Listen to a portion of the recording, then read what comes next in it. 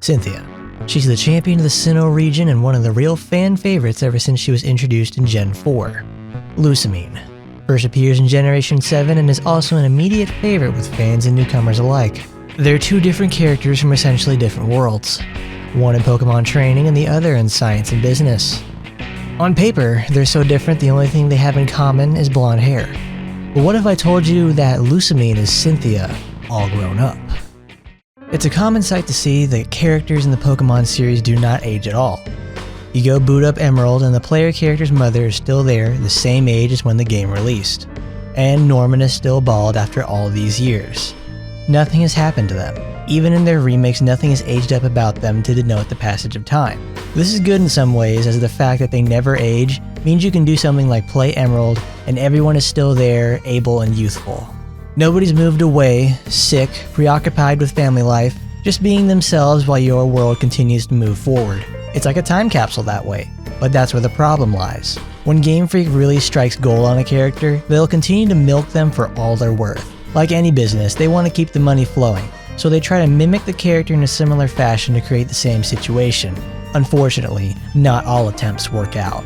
Let's say Cynthia is 25 years old in the events of the original Diamond and Pearl. Those games released in 2006, and Sun and Moon are released in 2016. In that 10-year span, they try a lateral approach and copy Cynthia. However, they are only met with making $10 million instead of $100 million, metaphorically speaking. With the release of Sun and Moon, it would age up Cynthia about 10 years, making her 35. Now when you get to be 35, stuff in your life changes. Things may go in a different direction. So instead of lateral movement, the folks at Game Freak go vertical, and they put a sort of new spin on Sinnoh's champion. They make her in her 40s, have children, be some sort of business-minded scientist, and also the villain. They made Lusamine. The best sort of evolution I see from Cynthia. How does that work? Well, let's first go over Cynthia. For starters, she follows the sort of precedent that Steven set up of the constantly present champion assisting you on your journey and how much promise and splendor they see in you. Cynthia gets a little more involved than Steven does, so she feels that much more important. Really feels like she's developing this relationship and sort of drives you to continue your journey through the Pokemon League. When you collected all your badges and fought the Elite Four and then meet in the Champions Room, you get that nice full circle effect where the helpful person turned out to be the best trainer in the region. That's the sort of harder and more serious side when she gets competitive. Cynthia also likes the myths and legends of the Sinnoh region, and also the legends outside of it. It's why we end up seeing her in other titles in the series, since she moves around for reasons regarding mythological and archaeological research. Though it doesn't take much to realize that you put Cynthia in your game, even in a small aspect, that it's going to get a sale. Her being into legends and myths isn't exactly her being quirky. It's something that her family has done for possibly generations if we're led to believe what the relatives in Celestic Town have to say. Cynthia can also identify with the journey of the player filling their Pokedex and taking on the League. It's hard work, and she can see that the player puts forth incredible efforts in the gym challenges and raising their Pokemon, alongside meeting new and interesting types, documenting them, and interacting with them, possibly even taking one along for their journey as a new comrade. It reminds her of her youth and how far she's come. It keeps her grounded. To say that Cynthia doesn't raise her Pokemon well is an understatement. Through thick and thin, she has raised a team of the best Pokemon in the land, and she holds her title as champion with an iron fist. The idea of taking great care in raising a team like that could transfer to raising children as well. Another thing to note is that Cynthia is also the first female champion. That becomes more important later. Let's go over Lusamine. She's the acting president of the Aether Foundation and their subsidiaries. Funding research on Pokemon and the Ultra Beasts doesn't come cheap, so money has to come from something. I wouldn't doubt that research in those fields gets grants, but Lusamine being the more cunning and villainous could transfer those funds from the grants to other portions. One thing is that the first time you ever see her isn't in person, it's on a magazine cover. It sets the mark immediately that she's going to be distant and less personal. She's selfish and self-serving most of the time. She goes so far as to disregard her own children to continue searching for the Ultra Beasts. Nothing gets in her way. She also loves Pokemon, big or small, and regardless of their origin. How very inclusive of her to go so far as to even love the Ultra Beasts. Lusamine is also super controlling. She portrays this sort of controlling as protecting, but it's so much that even her own children went and ran away. controlling even gone so far as to have a room where she holds some of them in cryogenic stasis. Aether Paradise is a big place, so she may have even more in storage somewhere. She desires the Ultra Beasts and their world beyond the Ultra Wormholes, since she can supposedly find her lost husband through them. It's a sort of revenge, and you can see a level of justification in her actions. Almost. In terms of battle prowess, Lusamine is a champion title defense when you go through the Elite Four again. While not to get into the semantics of her team building, this is more about the aspect of her being champion caliber. Not only does she spend her time researching, she also has the capability to be one of, if not the best trainer in the land. She also comes coupled with a headstrong and domineering personality. It's perfectly exemplified when she's telling the kids, children would be better off listening to the adults around them. Succinct as all get out. Shows us that she doesn't mince words and likes things in order within her means, nobody else's. So how does this all come together? They sound like two different characters and contrast a lot. Let's start small and work our way down the connection iceberg.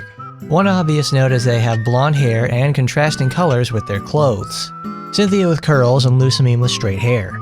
This works together in the sense that as people get older, their styles change in how they want to present themselves. It's not odd for people to change how their hair looks as time goes on, so it's not too crazy to see a Cynthia as she got older would totally want to straighten her hair. I mean, have you seen Lusamine's hair? That stuff looks like it needs a 55-gallon drum of hair relaxer and flat irons every morning just to stay that straight. It's the same thing with clothing. Cynthia just can't wear her black pants, blouse, and a shawl-collared sweater every day for the rest of her life. Style and fashion change too, so with Lusamine wearing full-length stockings and a sleeveless dress would be a change over time for Cynthia. I mean, it isn't out of Cynthia's capacity to go sleeveless. She had that light blue shirt and that was sleeveless. Maybe she liked that look so much she decided to expand from there, and that's where the sleeveless Lusamine comes from. Cynthia is known to travel a lot, not only just around the Sinnoh region, but to other regions as well, to learn about their myths and legends, but also to battle. It's why we get to see her in so many regions after Generation 4. This is a very expensive endeavor, and I'm sure she gets paid nicely from public appearances, exhibition matches, and contributions to archaeological societies, and of course, being the region champion. Though when you have children, they usually keep people in place for a very long time. It's a hard lot moving young children around, so it's pretty nice to stay in one spot and raise them for a while with the family. This goes into Lusamine with how she does have the fiscal ability to stop and raise her children for the first few years of their lives before going back to research. Essentially making them Cynthia's kids, with how they wanted to make her a grown-up Cynthia. Cynthia also gets the illustrious title of being the first female champion that we know of. To go for another first, they made Lusamine the first female main villain. To put it together would mean something along the lines of changing who Cynthia is. Game Freak will then go make the older version of Cynthia the villain. To make Cynthia older, they need to have Cynthia have a change of career. This goes into Lusamine running the Aether Foundation and possibly their subsidiaries. Still having that champion spirit, but takes it into the battlefield that is business and research. Cynthia also being the first girl champion, they take it to the next step higher and make the grown-up version absolute girl boss mode. Lusamine runs the company day in and day out, is a total fashionista, raises both her kids to a certain extent, and still looks that good. You couldn't stop her if you tried. Also, Lusamine is the Elite Four title defense match, so that champion spirit still burns within her. It's also somewhat inevitable that Cynthia will lose and not be the champion anymore, so that could institute a career change. She loves myths and legends, so combining that with the technology could lead her to something like Lusamine's company, where Cynthia can combine her knowledge of such myths and put it together to discover secrets of the past and possibly other dimensions. That leads into Lusamine's research and the legends regarding the Ultra Wormhole and the Ultra Beasts. Cynthia would have needed to develop from being a champion to a research and business person. In that time, also have a family.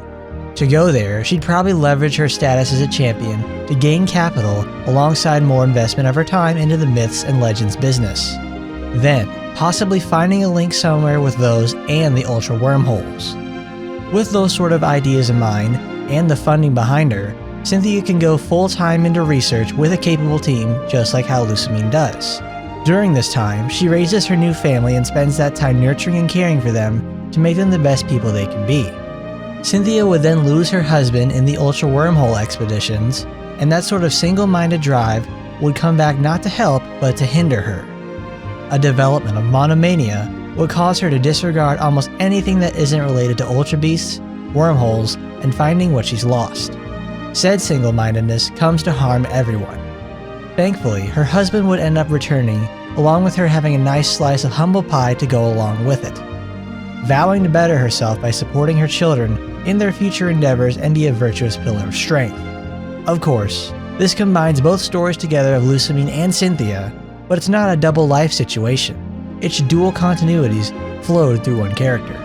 So now that it's all laid bare, we can see the sort of thinking and connections taken for Game Freak to go in a vertical direction rather than lateral in terms of aging up Cynthia. Making her into a sort of villain was a great idea. Who doesn't enjoy an evil villain character? However, cows don't make milk forever, and another one needs to come on by in order to get new fans going and just enough old ones to stay. They're a business, not your friend. With such positive reception to Lusamine, I'm very sure that Game Freak has done themselves a good job in aging up one of their most important characters. Now if only they could do that with some of the others. Though with how high Lusamine sets the bar for making a likable and worthy version of an aged up character, it will be a tough one to beat. However, only time will tell, and I'd like to see what they do next with this.